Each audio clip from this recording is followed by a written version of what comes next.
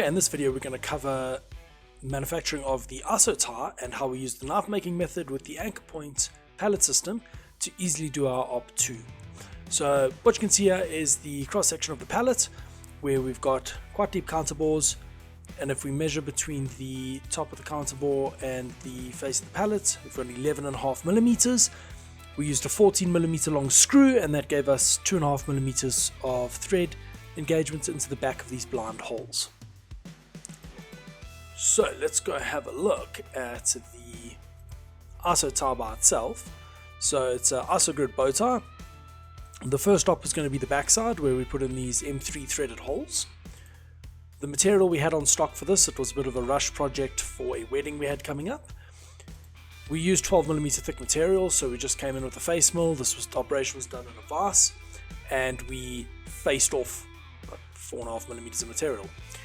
We then adaptive cleared out the material just 1.5 millimeters below the final surface, just so we had clearance for our chamfer mill. We then adapted out that pocket. That is our locating feature for the pallet, so that we're not relying on bolt holes to align the finished product. Then did a finishing pass.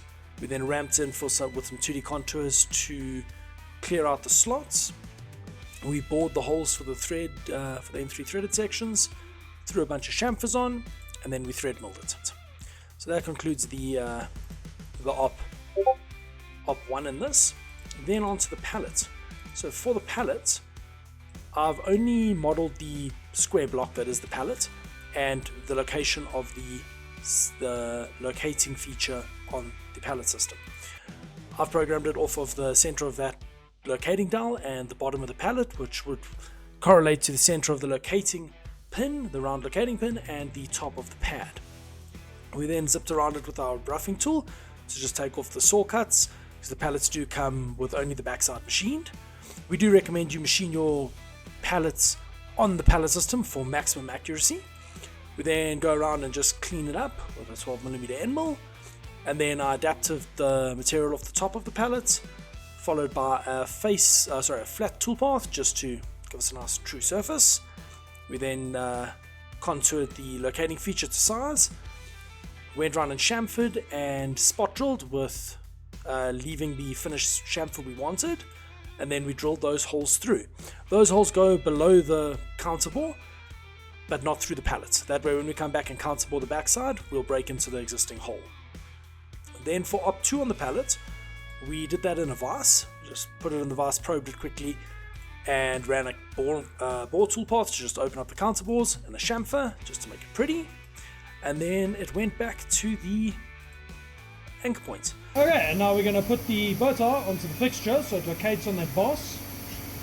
So we do that, and then we're going to push it to one side to just put all the arrow in one direction. And then these guys drop in, and I measured the length of the screws and set my counterbore depth so that they will engage the exact right amount, basically with 20 thou to spare. So I'll take that guy down. We don't overdo it because these are really shitty screws.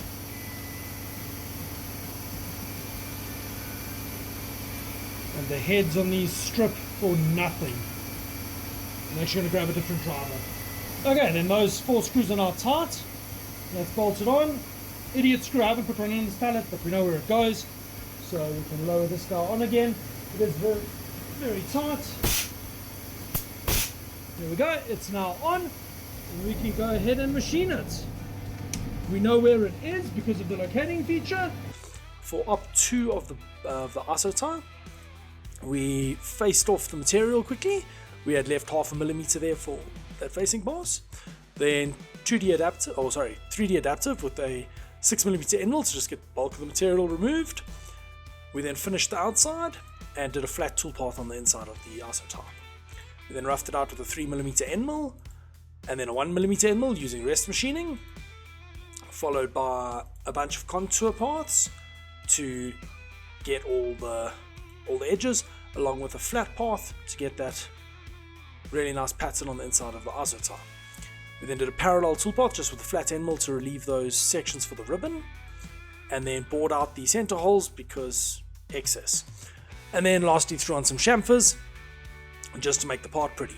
And then once we're done, the pallet can be removed off the pallet system, you loosen out the bolts, and you've got a finished part in your hands.